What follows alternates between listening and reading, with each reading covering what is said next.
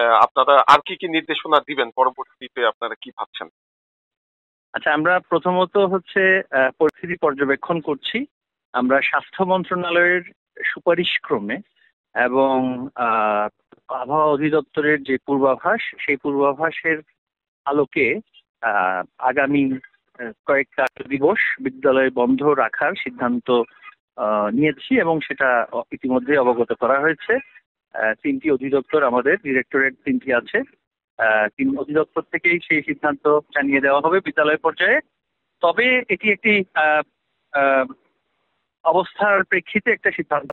অবস্থার পরিবর্তন ঘটলে আমরা সেটা আবার পুনর্বিবেচনা করব, কারণ আমাদের শিক্ষা যে কার্যদিবস, মানে পাঠদান কার্যক্রমের যে কার্যদিবসগুলো সার্বিকভাবে বছরব্যাপী বিস্তৃত থাকে এবং নানান সময় আমাদের বিদ্যালয়ে ছুটি থাকে এবং পরীক্ষার কারণেও ছুটি থাকে, বন্ধ থাকে। তো সেক্ষেত্রে আমাদের শিক্ষার পরিবেশ যেহেতু ব্যাহত হয় বছরব্যাপী, তো আমরা চাই না যে দীর্ঘ সময় বিদ্যালয়গুলো বন্ধ থাকুক। তবে অবস্থার পরিবর্তন ঘটলে আমরা অবশ্যই সেটা আবারও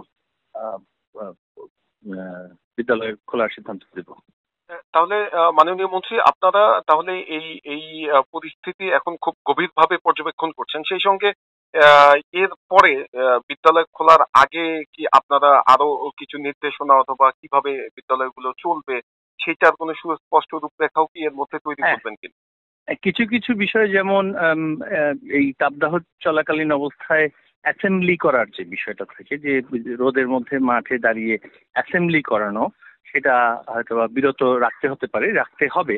সেটা আমরা চাই যে বিদ্যালয়গুলো তাদের নিজস্ব যে পরিস্থিতি, মাঠের পরিস্থিতি বা শিক্ষার্থীদের সংখ্যা বিবেচনায় সেই সিদ্ধান্তটা নিতে পারবেন। আর যখন সেটা বিদ্যালয় খুলবে আমরা এই বিষয়ে একটা নির্দেশনা জারি করব এবং সবখানে পানির ব্যবস্থা রাখা এবং শিক্ষার্থীরা যাতে করে পানি নিয়ে আসেন সেই অভিভাবকদেরকে সেটা নিয়ে সচেতন করা, সেটারও নির্দেশনা দেওয়া হবে।